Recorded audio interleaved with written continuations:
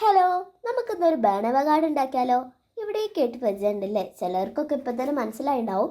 യൂട്യൂബിലും ഇൻസ്റ്റഗ്രാമിലൊക്കെ ഒരു കാലത്ത് ട്രെൻഡിങ് ആയിരുന്നു ഇതിൻ്റെ ട്രെൻഡൊക്കെ കഴിഞ്ഞെങ്കിലും ഞാൻ ഇപ്പോഴാണ് ഇത് ഉണ്ടാക്കി വെക്കുന്നത്. ഇത് ഉണ്ടാക്കുന്നുണ്ടെങ്കിൽ ഈ മെഷർമെൻ്റ് ഒന്ന് സ്ക്രീൻഷോട്ട് എടുത്ത് വെച്ചോളൂ. ഇതിനായിട്ട് നമുക്ക് ആദ്യം കാർഡ് ബോർഡാണ് വേണ്ടത്.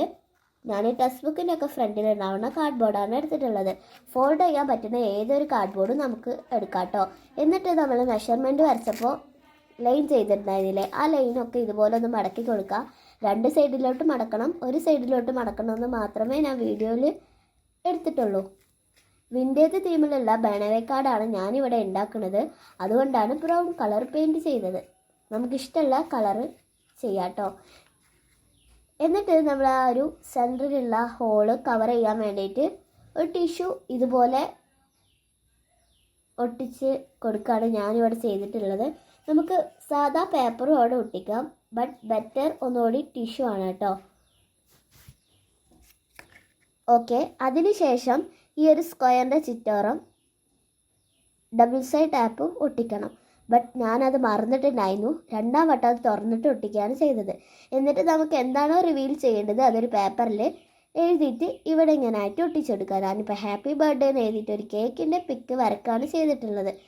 വീഡിയോയിൽ കാണിക്കുന്ന ഭാഗങ്ങളൊക്കെ ഗ്ലൂ തേച്ചതിന് ശേഷം ഒട്ടിച്ചെടുക്കുക. ഞാൻ പറഞ്ഞില്ല, ഞാൻ നേരത്തെ മറന്നിട്ടുണ്ടായിരുന്നു ഡബിൾ സൈഡ് ടാപ്പ് ഒട്ടിക്കാനായിട്ടെന്ന്. അതെനിക്ക് ഇപ്പോഴാണ് ഓർമ്മ വന്നത്. ഞാൻ ക്ലോസ് ചെയ്തതിന് ശേഷം വീണ്ടും അത് തുറന്നിട്ട് ഒട്ടിക്കുകയാണ് കേട്ടോ. നിങ്ങൾ ഇതുണ്ടാക്കുകയാണെങ്കിൽ നേരത്തെ തന്നെ ഇത് ഒട്ടിച്ച് വെച്ചോളൂ കേട്ടോ.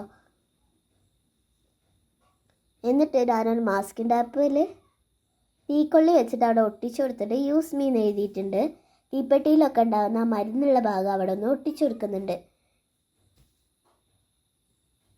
അപ്പം നമ്മളുടെ ബേണവേ കാർഡ് ഇവിടെ റെഡി ആയിട്ടുണ്ട്. ഇങ്ങനത്തെ രണ്ടെണ്ണം ഞാൻ ഉണ്ടാക്കി എടുത്തിട്ടുണ്ട്. നമുക്കിതൊന്ന് യൂസ് ചെയ്ത് നോക്കാം കേട്ടോ. നമുക്കിത് ന്യൂ ഇയറിനൊക്കെ ഉണ്ടാക്കാം കേട്ടോ. നമുക്ക് ഫിനിഷ് ആവാൻ പോണ ഇയർ ആ ടിഷ്യൂവിൽ എഴുതി കൊടുക്കുക. അപ്പോൾ ആ റിവീൽ ചെയ്യാനുള്ളവർക്ക് നെക്സ്റ്റ് ഇയർ എഴുതാം. അപ്പോൾ നമുക്ക് അതിങ്ങനെ റിവീലായി വരും. ഇത് എന്തിനു വേണമെങ്കിലും നമുക്ക് യൂസ് ചെയ്യാം. ബൈ.